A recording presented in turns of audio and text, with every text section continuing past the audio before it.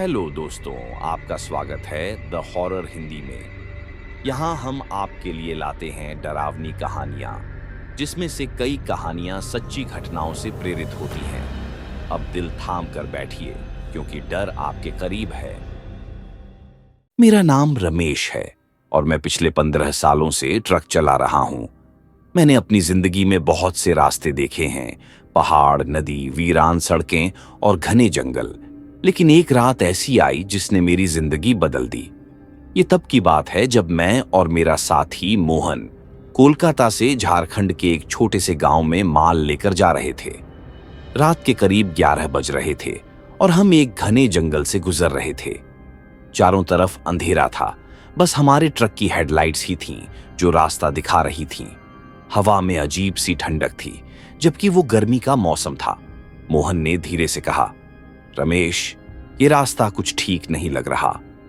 मैंने उसकी बात को नजरअंदाज करते हुए कहा, अरे यार, तू भी ना, ये सब मन का भ्रम है, जल्दी पहुंच जाएंगे, चिंता मत कर। लेकिन कुछ ही मिनटों में हमें एहसास हुआ कि कुछ तो गड़बड़ है। रास्ता जैसे खत्म ही नहीं हो रहा था। हम करीब 1 घंटे से चल रहे थे, लेकिन जीपीएस पर दिखाया जा रहा था कि हम वहीं के वहीं थे। मोहन घबरा गया, भाई, ये क्या हो रहा है? तभी अचानक सामने सड़क पर एक सफेद साड़ी पहने औरत खड़ी दिखी। मैंने तेजी से ब्रेक लगाए। वो औरत बिल्कुल निश्चल खड़ी थी। उसका चेहरा नहीं दिख रहा था, बाल बिखरे हुए थे। मैं और मोहन दोनों सकते में आ गए। अब क्या करें? मोहन ने कांपती आवाज में पूछा। मैंने हिम्मत जुटाकर हॉर्न बजाया, लेकिन वो हिली तक नहीं। मैंने गाड़ी को थोड़ा राइट से मोड़ा और आगे बढ़ने की कोशिश की, और तभी वो औरत अचानक ट्रक के सामने आ गई। मेरे रोंगटे खड़े हो गए। उसकी आंखें अंधेरे में चमक रही थीं और चेहरा एकदम भयानक था, जैसे इंसानी न हो। मोहन चिल्लाया, भागो भाई, भागो। मैंने क्लच दबाया और गियर डालते ही पूरा एक्सीलेटर दबा दिया। ट्रक जैसे ही उस औरत के पास पहुंचा, वो एक झटके में हवा में उड़ गई और हमारे ऊपर आ गिरी। ट्रक हिल गया और मुझे ऐसा लगा जैसे किसी ने ट्रक को पकड़ लिया हो। तभी ट्रक की सारी लाइट्स बंद हो गईं, इंजन भी बंद। हम घने अंधेरे में फंस चुके थे। सिर्फ हमारी सांसों की आवाज और जंगल की अजीब सी खामोशी थी। ट्रक के इंजन की आवाज जैसे ही बंद हुई, हमारे चारों ओर एक अजीब सी खामोशी पसर गई। मुझे ऐसा लग रहा था जैसे हवा भी ठहर गई हो। मोहन ने कांपती आवाज में कहा, भाई, ये क्या था? मैं खुद जवाब नहीं दे पा रहा था। ट्रक का बोनट धुएं से भर गया था, जैसे किसी ने जबरदस्ती उसे बंद कर दिया हो। मैंने गाड़ी दोबारा स्टार्ट करने की कोशिश की, लेकिन कुछ नहीं। तभी अचानक ट्रक के ऊपर किसी के चलने की आवाज आई। थक थक थक। मोहन ने मेरी बांह पकड़ ली। उसकी पकड़ इतनी मजबूत थी कि मुझे उसकी उंगलियों की कंपकंपी तक महसूस हो रही थी। हम दोनों की धड़कनें तेज हो गईं। मैंने धीरे से गर्दन घुमाकर ट्रक की विंडशील्ड की तरफ देखा, और तब मेरी जान हलक में अटक गई। सामने बोनट पर वही औरत बैठी थी। उसकी आंखें चमक रही थीं और चेहरा, ओह, उसका चेहरा इस दुनिया का नहीं लग रहा था। उसकी आंखों के नीचे काले धब्बे थे और होंठ ऐसे फटे हुए थे जैसे किसी ने उन्हें जबरदस्ती सील कर दिया हो। वो बस हमें घूर रही थी, बिना पलक झपकाए। भागो रमेश, गाड़ी स्टार्ट करो। मोहन लगभग रोने लगा था। मैंने पूरी ताकत लगाकर इग्निशन घुमाया, और तभी उस औरत ने अपनी बेजान ठंडी उंगलियां विंडशील्ड पर रख दी। शीशे पर सफेद धुंध की परछाई उभर आई, और फिर अचानक शीशा कांपने लगा।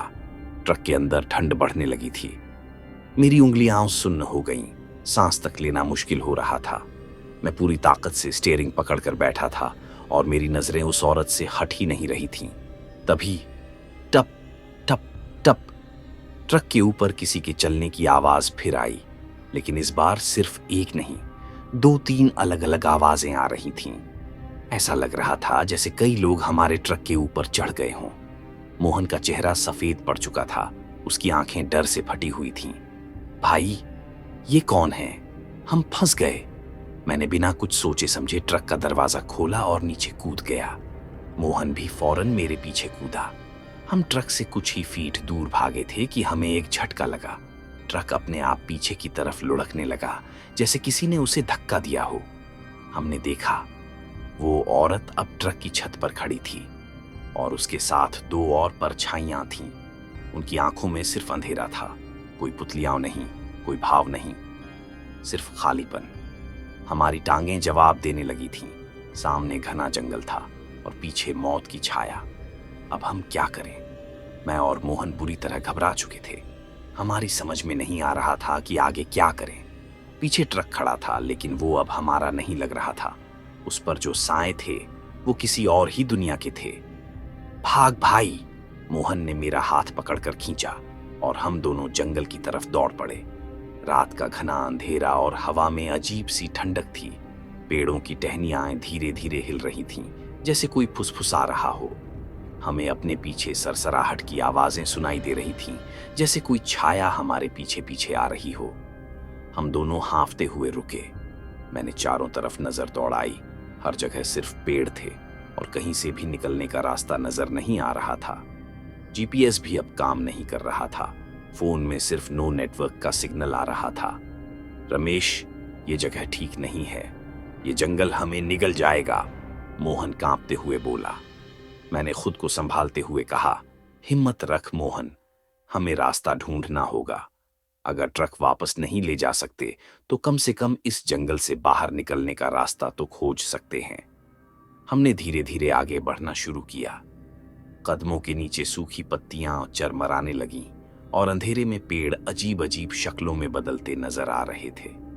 हर छाया हमें कुछ और ही दिख रही थी, कोई इंसान जैसा, कोई किसी जानवर जैसा।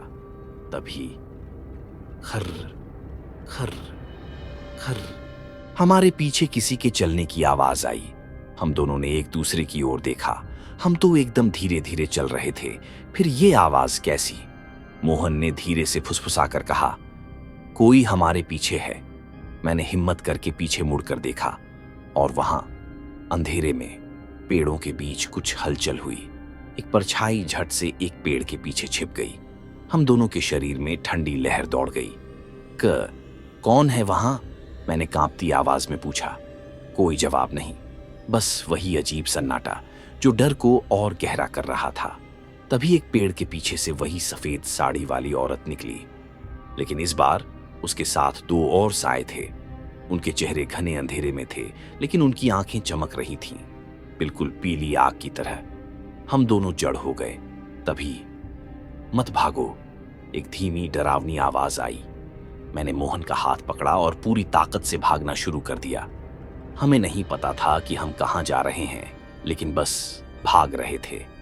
पेड़ तेजी से पीछे छूटते जा रहे थे और हमारे कानों में किसी के हंसने की हल्की हल्की आवाजें आ रही थीं, जैसे कोई खेल खेल रहा हो, जैसे हम इस जंगल में सिर्फ शिकार थे। अचानक मेरे पैर के नीचे जमीन खिसक गई और मैं सीधा नीचे गिर पड़ा। मोहन ने भी संभलने की कोशिश की, लेकिन वो भी गिर पड़ा। हम किसी गड्ढे में जा गिरे थे। चारों ओर अंधेरा था और ऊपर पेड़ों की टहनियां झूल रही थीं। तभी हमें महसूस हुआ ये कोई साधारण गड्ढा नहीं था, ये किसी ने खुदाई की थी और इसमें हड्डियां पड़ी थीं। जमीन के चारों तरफ इंसानी खोपड़ियां बिखरी पड़ी थीं। मोहन ने कांपते हुए कहा, भाई, ये जगह शमशान है। और तभी हमें किसी के कदमों की आहट सुनाई दी। कोई हमारे गड्ढे के किनारे खड़ा था। हमने ऊपर देखा और वहां वो तीनों साए खड़े थे, हमें घूरते हुए। अब हमारा क्या होगा? बूढ़ा आदमी अचानक गायब हो चुका था। हमने चारों तरफ देखा, लेकिन वहां सिर्फ घना जंगल और अंधेरा था। हम समझ नहीं पा रहे थे कि ये सब क्या हो रहा है। भाई, ये कैसा जंगल है? कौन था वो आदमी? और वो चुड़ैल, वो कहां गई? मोहन की आवाज डर से कांप रही थी। मुझे खुद कुछ समझ नहीं आ रहा था, लेकिन एक बात साफ थी, अगर हम यहां और रुके तो हम जिंदा नहीं बचेंगे। मैंने मोहन का हाथ पकड़ा और हम दौड़ने लगे। हमें नहीं पता था कि हम किस दिशा में जा रहे हैं, लेकिन बस भागते जा रहे थे। पीछे से हमें अब भी किसी के चलने की आवाज आ रही थी, जैसे कोई हमारे ठीक पीछे हो। कुछ मिनटों के बाद हमें एक कच्ची सड़क दिखी। मैं चीख पड़ा, भाग मोहन, हम बच सकते हैं। लेकिन तभी एक जोरदार झटका लगा और हमारे चारों तरफ का माहौल बदल गया। हम फिर से उसी जगह पर खड़े थे जहां हमारा ट्रक बंद हुआ था। नहीं, ये कैसे हो सकता है? मोहन की आंखों में डर भर गया। हमारा ट्रक वहीं खड़ा था, ठीक उसी तरह, लेकिन अब वो टूटा फूटा लग रहा था, जैसे बरसों से वहीं पड़ा हो। उस पर धूल और जंग की मोटी परत थी। तभी ट्रक के दरवाजे के पास हमें कुछ दिखा। वो बूढ़ा आदमी फिर वहीं खड़ा था। हम दोनों ने एक दूसरे को देखा और धीरे धीरे उसकी तरफ बढ़े। बचने का एक ही तरीका है, बूढ़े आदमी ने धीमी आवाज में कहा। हम घबराए हुए उसकी तरफ देख रहे थे। तुम्हें उस रास्ते से जाना होगा जहां से तुम आए थे, लेकिन बिना पीछे देखे, चाहे कुछ भी हो जाए, मत मुड़ना। हम दोनों के रोंगटे खड़े हो गए। मैंने बिना कुछ कहे मोहन का हाथ पकड़ा और हम ट्रक से दूर जाने लगे। पीछे से फिर वही आवाजें आने लगीं, फुसफुसाहट, पैरों की आहट, अजीब सी हंसी। लेकिन हमने खुद को काबू में रखा और नहीं मुड़े। रास्ता लंबा लग रहा था, लेकिन हम चलते रहे। धीरे धीरे फुसफुसाहटें तेज होती गईं। फिर अचानक किसी ने मेरे कान में फुसफुसाया, रमेश। मेरे कदम ठिठक गए। आवाज मेरी माँ की थी। मैं लगभग मुड़ने ही वाला था, लेकिन तभी मोहन ने मेरा हाथ जोर से दबाया। मत मुड़ भाई, उसने घबराई आवाज में कहा। मैंने खुद को काबू में रखा और चलते रहा। कुछ मिनट बाद हवा अचानक शांत हो गई। हम जंगल के बाहर आ चुके थे। हमने एक दूसरे को देखा। हम जिंदा थे। पीछे मुड़कर देखा तो जंगल एकदम शांत लग रहा था, जैसे कुछ हुआ ही ना हो। लेकिन जब हमने ट्रक की तरफ देखा, वो वहां नहीं था। हम दोनों हांफते हुए पास के गांव तक पहुंचे और लोगों को अपनी कहानी सुनाई। गांव वालों ने हमारी बात सुनी और फिर एक बुजुर्ग आदमी बोला, तुम बहुत नसीब वाले हो। वो जंगल श्रापित है, वहां जो जाता है लौट कर नहीं आता। लेकिन हमारा ट्रक, वो क्या हुआ? मैंने घबराई आवाज में पूछा। बुजुर्ग ने गहरी सांस ली और कहा, जिस ट्रक की तुम बात कर रहे हो, वैसा ही एक ट्रक कई साल पहले उसी जंगल में खो गया था। उसका ड्राइवर और क्लीनर कभी नहीं मिले। हम दोनों का खून ठंडा हो गया। क्या हमने जो देखा वो हकीकत थी, या हम भी उसी श्राप का हिस्सा बन चुके थे? इसका जवाब शायद हमें कभी नहीं मिलेगा। लेकिन एक बात पक्की थी, मैंने ट्रक चलाना छोड़ दिया, क्योंकि कुछ रास्ते कभी तय नहीं करने चाहिए।